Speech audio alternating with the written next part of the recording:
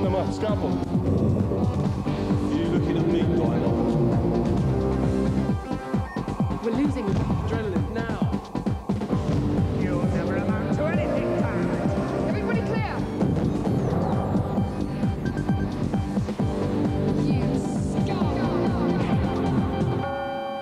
We've lost him.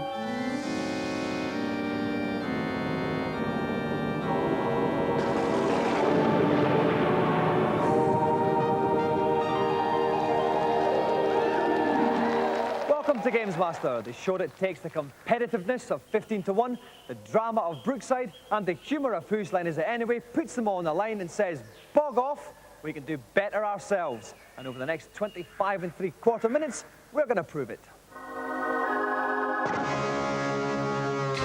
Last Friday, Nintendo's ultra-secret Ultra 64 console came out to play in Tokyo. The bad news was many of the games on show were still far from ready, but Mr. Good News was still pulling on his trousers, as these shots indicate. We'll have a full report on the staggering Ultra 64 later on in the show. Saturn owners rejoice! Many so-called exclusive PlayStation titles are being converted for your machine, including Destruction Derby and Wipeout, once voted #1 reason to buy the Sony machine. Top PlayStation beat-em-up Toshinden was also released last week in Japan for the Saturn with an extra fighter and intro animations. A comparison of the two versions reveals the Saturn surprisingly adept at matching the PlayStation's much-touted graphic capabilities. 3, 2, 1, action! Still keeping middle-aged Americans off the street is Robot Wars. The second year of the event in California recently saw 20 remote-controlled robots go head-to-head in a series of fight-to-the-death rounds to find the toughest robot alive. Designers used a plethora of approaches, from the flamboyant to the plain stupid, but in the end the event was won by a vicious motorised bread bin. Unanimous decision for Master! A similar UK event is planned next year. If you're interested in taking part, watch out for the address at the end of the show. They say money is the root of all evil, although speaking as someone who has tons of the stuff, I'd have to disagree. If you have similar sufferings, then see if any of the following games are worth lightening your fiscal load for. First up on the PC, the game that was supposed to come out 47 years ago. Steven Spielberg and George Lucas co-present The Dig. This one has a Steven Spielberg plot. Now, as graphic adventures go, they normally live or die on their plot. This seems to be slightly too serious for me. The games that went before it, Day of the Tentacle and Full Throttle, were both very humorous and very polished. But this one just seems to have the polish without the heart, and I think as a result, it could fall flat on its face. It's the puzzles that are going to really count, and fans of the genre aren't going to be disappointed when it comes down to that.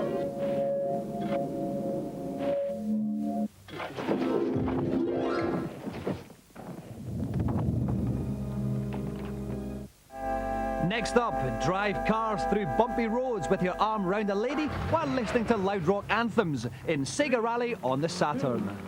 The attention to detail is stunning. It runs at 40 frames per second, which is even faster than Ridge Racer. It has a 2-player split screen option, and there are things in there like customizing your car, time attacks. It's got so many options in there. Sega have really pulled their finger out on this one. This is going to be massive. The actual gameplay itself is extraordinarily fast. The speed of the game is so astounding, it makes Ridge Racer look like your old granny driving a Reliant Robin. On the time attack, there are hidden cars to discover, and there's a really good commentary running right through the game, warning you of tight corners coming up, whether they're left or right, so you can prepare yourself. Yep, Sega Rally is going to be a huge hit on the Saturn, and it's a very good reason to give Sega's console good consideration this Christmas.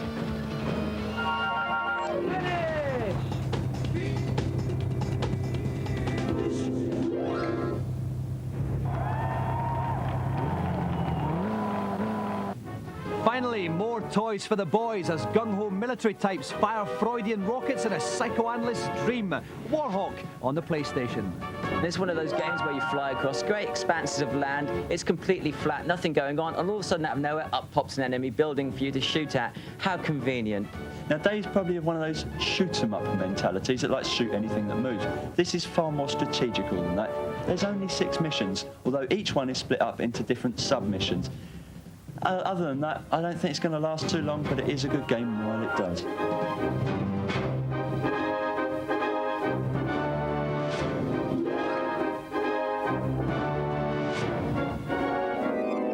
now Father Time is prodding us towards our celebrity event.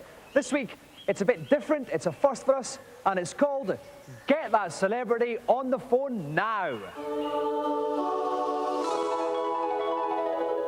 Isolated punters, tired of sitting at home playing with themselves, are rapidly turning to the phone lines for comfort. Yes, many of the latest PC games come with modem capability, allowing modem owners to connect over the phone lines to other players and exchange in some top remote games playing shenanigans. Doom, Mech Warrior, and Screamer are all PC games that quite literally have this facility, as does the game that forms the basis of GamesMaster's first ever modem challenge, Virtual Pool. It's time to chalk up our tips now, as the next challenge I've prepared is on the impressive PC title, Virtual Pool. Our two contestants will be playing the 9-ball game, in which each of the first 8 balls must be plotted in sequence before the final 9-ball is sunk. Whichever player sinks the 9-ball wins the game, and thus the Golden Joystick. And here to take part in today's celebrity event, please welcome Melanie Yearsley. Welcome to the show, Mel. Welcome. Now, Mel, you've been involved in a lot of humorous stories in your life. Let's start off with one where you had the prank going wrong. Oh yeah, that was when I was at college and I was with some friends, and to promote this party I was trying to organise, we dressed up in sort of terrorist outfits like balaclavas. As you do. Drove around town, you know, with these fake guns. Went to college, stormed the college, got all these flyers and stuck them on various people, had lots of loud music playing.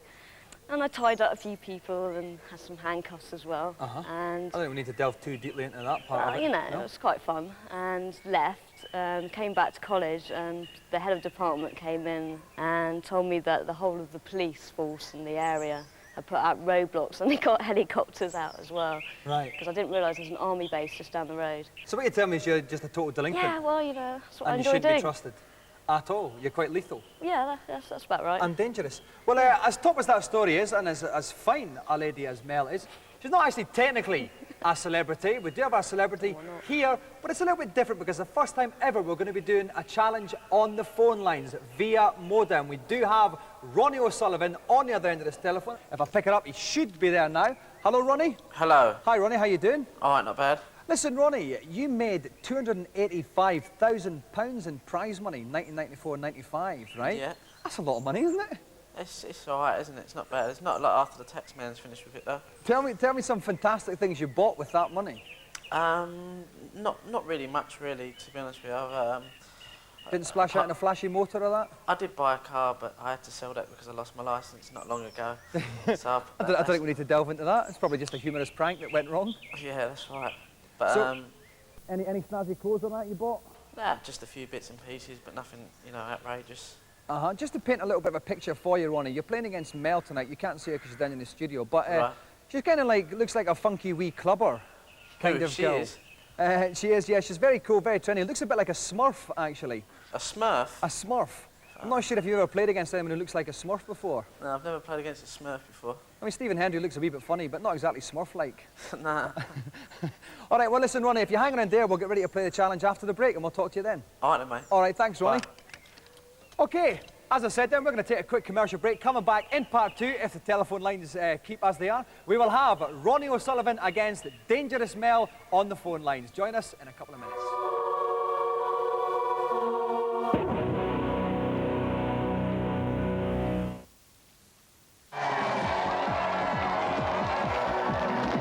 Welcome back. We're ready for some top phone line game playing action here with Virtual Pool. We've got Mel here, who's incredibly dangerous and almost got arrested for being a terrorist once.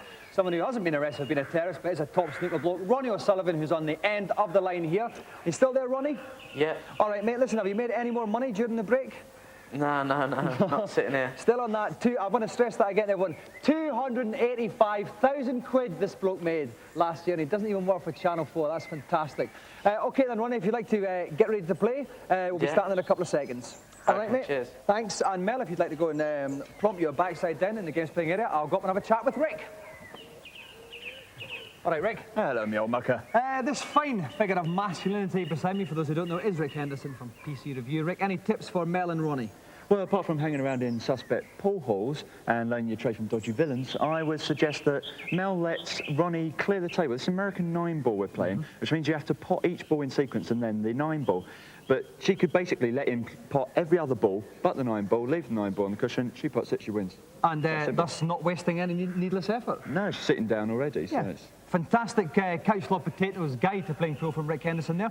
Like you said, it is 9-ball. The aim is to pot the 9 strike ball at the end, but you have to pot them all in order. You can pot the 9-ball though before potting the rest, but you have to use it as part of a pot of one of the other balls. That's completely clear for everybody at home there. Fantastic. Okay, so Mel is breaking first. Best of luck. Off you go. I was going to hit this one straight on here. It's a bit of power. Oh, No, one colour ball and one white down, which means that Ronnie has got a foul shot. You can place this anywhere, Rik, can't you? he can place it anywhere on the table that he likes. The 1 ball is on the left over the centre cushion. Okay, so you're going to be looking for position for the 2 ball as well. Of course, you don't get 2 shots because this is the American version, not the rock-hard, trendy British version. He must be chalking the tip off that cue. There he goes, nice long stretch there. Yes, and that's the 1 ball saver then for Ronnie. And the 2 ball is the blue one up on the top left-hand side. He hasn't, he's left himself in a bad position on that one, mate. He could, I suppose he could maybe try and double it down at the bottom right-hand corner. I think he might be going for the cut. And he got it. Fine slight cut there from Ronnie to pot the number 2 ball now. Which one's the number 3? Is it that red one there, or is it the orange one? It's the red one, Okay, the red one there, behind the orange. That was a good shot. Nearly potted the orange as well there. He might leave that one sitting there for Mel. No, it's just run to gone too safety far. there. So now it's Mel's shot. Okay, Mel just getting an angle. She could actually cannon it in off the orange ball at the bottom there. Again, taking a long time to actually cue up the shot. It says stroke cue there. Nobody seems to be using any side or anything at this moment. No, they're not. And I have to say, very poor shot from Mel. It was an attempted snooker. I don't think she's got that there. He can't pot it. I'm pretty sure I would of never that. write off this young man. Write him off at your peril, Rik. Here comes Ronnie. Oh! Making Rik eat his words there. That was a fantastic pot there. Now we're on to the orange. Perfectly lined up as well. Fine by some shot. twist of fluke. In fact, that last shot is the sort of thing that gets you glassed down in Woolwich. Oh, but... I'm sure I can. Okay, that was a slight miss there off the 2 bottom edges of the pocket. Now it's Mel. Has a chance now to 5 ball, orange. Oh, she's going to want to move the cue. I reckon. But she's going to go for it anyway. She's going to go for it anyway. Oh, cunning. Clever. But actually didn't do anything. There's No. absolutely no point to that shot whatsoever, but it was quite spectacular. Lulling Ronnie into a false sense of security, perhaps. Here comes Ronnie. Still on the orange 5 ball. Good old Goes whack for the there. double. Goes for the double. Is it in? It's not in, though. He's missed that one. But left it quite safe. And here we go. Just lining up the shot here. Oh, dear. That was like when that fat kid comes behind you and gives you a little bit of a push. A little bit of a in nudge. the pool hall there, of course. So it's a foul then, so Ronnie can move the ball to anywhere on the table, so he's obviously going to line this up, so he's got perfect positioning off the 5 ball to move on to the 6. So here comes Ronnie, giving it a good back again. Fantastic caught there. Overrun it. Superb. Oh, no, he has. You're right, Rik. Overrun it. Although, he's come the right-hand side of it. Oh. And a little bit wrong there. It might roll on till he's Mel set up for it. This would be a good shot from Mel. She can pull it off. She seems to be aiming for the pocket, which I would advise. Maybe she knows something we don't know, Rik. Well, how to dress up as a terrorist and nearly get arrested. Okay, that was a spectacularly awful attempt by Mel. In fact, that might roll to... Oh, no, it's just left it on the lip of the pocket for Ronnie. But remember, of course, it's the person who pots the strike 9 ball who wins. So all of this is mere snigger foreplay. A bit of foreplay. bit of a spectacle. It's like John Virgo's trick shot. It is, only funny. Okay, that was another fine pot there by Ronnie. If he manages to get the double here, he'll be perfectly set up for the 8 ball. Again, giving it another good whack there. Oh, fantastic. He trebled that one. That's the 7 ball, and now he goes for the 8 ball. 2 balls left, but of course, you know, if he gets us in and fluffs on the 9, and Mel can just step in there. And went, oh, fantastic long pot there, Rik, wasn't it? He's now coming true to form. Ice cool, this is it. Mel still hasn't got a single ball. This is surely going to be an easy shot here for Ronnie. This has got to be easy, but if he leaves it over that pocket, you never know. There he goes, he lines up. Oh, he's overcooked it a bit. Hammered it, a little bit of flash, a little bit of showman coming in there, Rik. He's left it pretty safe because there is a good chance that the white might go in off this into the top right-hand corner. That's true. Let's see how Mel does. She's just taking aim here. That's looking a little bit better, Rik. Yeah, that's a good position there. This could be the winner. She might actually miss it from there, I've just suddenly thought. No, see again, it was too slim. Too slim. And now this leaves Ronnie with quite a difficult long pot. Making the final adjustments. Putting it back, and he whacks it again! Oh, and again, it just overcut it. Always a dashing gay blade of a pool player, isn't he, Rik? And now he's left it in a very dangerous position indeed. Now, this could be curtains for Ronnie here. This is a very easy pot here for Mel. But she's coming the wrong side wrong side, Rik, wrong side of the ball. I think she wants to go more. That's a little bit better there. Almost as if she's listening to us. Yeah, almost as if she is in the same place as we are. She's pulling back. Oh! That's the last time Mel takes advice off us, Rik. Glass against the pocket. And now it's Ronnie. And of course, this will go down in history as the battle of the 9-ball. It certainly was. It's like Dennis Taylor versus Steve Davis. Except Championships 1985. Oh, and that was it. He was given one chance too many by Mel. Ronnie sinks the strike line by phone. Ronnie O'Sullivan is the winner.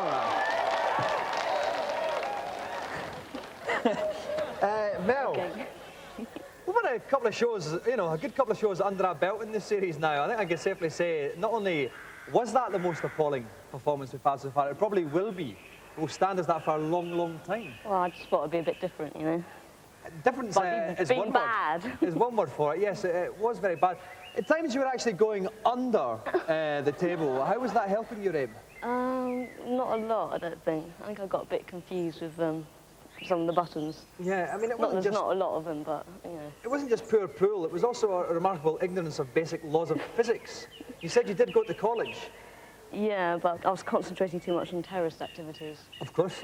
Against Ronnie. Yeah, as you do. OK, well, thanks very much for coming on, Mel. Not huge thanks, but kind of that size of thanks for coming on. Round of applause for Mel.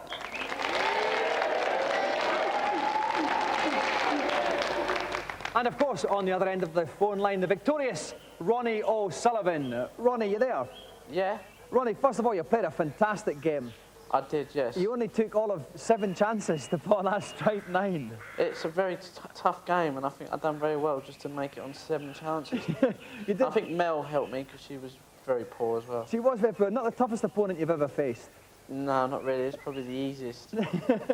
Well, listen, thanks very much indeed for joining us on the telephone, Ronnie. And if you were here, we would present you with a golden joystick in person, but we're going to stick it on the quickest dispatch rider I'll make it the quickest. It'll be there as soon as possible. Cheers. OK, thanks for joining us today, Ronnie. Cheers. All right, round of applause for our special guest, Ronnie O'Sullivan. And the phone, who's played a major part in this. Fantastic piece of phone action there. OK, then, we'll restore things to a more sense of normality here as we go to today's feature. It is the most powerful games machine in the world. It has a new controller that offers a different gaming experience, and it promises next-generation versions of some of the most popular titles ever. It's Nintendo's Ultra 64, and it was unveiled last week at the Shoshinki Show in Tokyo, along with demos of 13 games in development. And here exclusively for the first time on TV, all 13 of them. Super Mario 64. The wee mustachioed guy goes all 3D on us.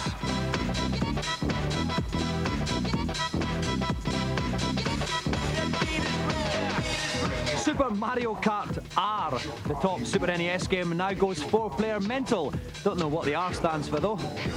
Kirby Bowl is 64, he's still fat, he still looks like a balloon, but now he's all 3D texture map polygons. Wave Race 64 looking suspiciously like Wipeout.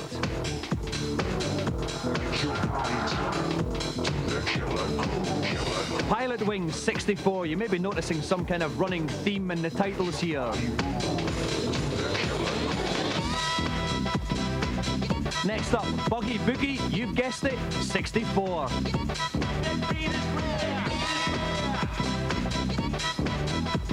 And And amazingly, a game that doesn't have 64 in the title. Blast Dozer, top mechanical buggy action ahoy. Shadows of the Empire provides the obligatory Star Wars tie-in for those of us who still think Mark Hamill's a well-adjusted human being. And GoldenEye, the game conversion of the latest James Bond oeuvre, looking suspiciously like Virtua Cop. Body Harvest, no idea what this one's all about, but it involves a lovely wee man running around there, lots of big things chasing after him. Creator features great views of dinosaurs' bottoms. And Star Fox 64, the updated version of the Super NES Classic, which I never actually liked. Finally, the Ultra 64 version of possibly the greatest game ever, The Legend of Zelda, once again, 64.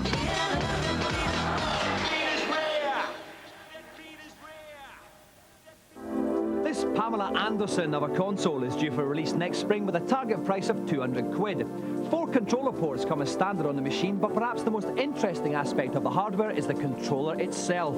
An obvious innovation is the central 3D stick, which allows precision 360-degree movement. It also controls the speed of the character, both essential tools for negotiating the next generation of 3D games. And because it's all 3D, different views can be chosen by pressing any of the 4 yellow buttons. The controller is covered in fire buttons as well. Cheeky left ones, cheeky right ones, and downright saucy underneath ones. With gameplay as complex as this, it's no surprise the controller also features a memory card, which enables you to save game positions and customize controller settings. Little wonder then that much of the excitement surrounding the machine quite literally comes from the gaming possibilities offered by it. However, the excitement of seeing the machine for the first time was tempered by the fact there was only 2 demos that punters could actually play. Kirby Ball looked pretty ropey, but even though it was only 50% complete, Super Mario 64 showed all the hallmarks of being an instant classic. The opening screen gives some idea of what's in store, featuring a fully rendered Mario head that players can manipulate in real time. Ooh, hours of fun there, I'll bet. Games journalist Gus Swan was one of the lucky few to have a go. Mario 64 is quite a departure from Mario games in terms of gameplay, just by the virtue of it being in 3D.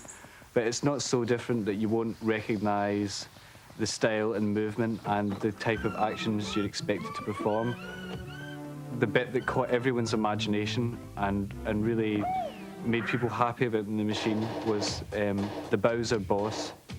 Just the speed of the graphics and the ingenuity of the effect was really quite different to what we've seen before in a platform game. One of its most striking graphical effects is the ability to take objects, polygon objects, close to the player without them becoming pixelated and blocky, as many players will be familiar with on other platforms. The stage we saw at the game, it was said to be 50% complete, and that perhaps explained why the levels were more sparse. There wasn't any levels where you were panicked with the amount of enemies or terrible jumps that you had to overcome. The size of the game may be up to 150 stages, and from what we've played of them already, it looks as if it's going to be extremely playable, with lots of hidden features as you progress. So I don't have any doubts it'll be a great game. So, after a year of leaving the next generation field open to Sony and Sega, the biggest video games company in the world is poised for a truly formidable comeback. Admittedly, the games themselves, costing 60 quid, are well behind schedule, but from what we've seen so far, it looks like when it finally arrives in April, the Ultra 64 will be quite smart as it happens. And that's it, the sun sets on another GamesMaster, and I leave you with this thought. Life is a bit like a telephone call. It's great until you try to chat up someone who's engaged. Goodbye.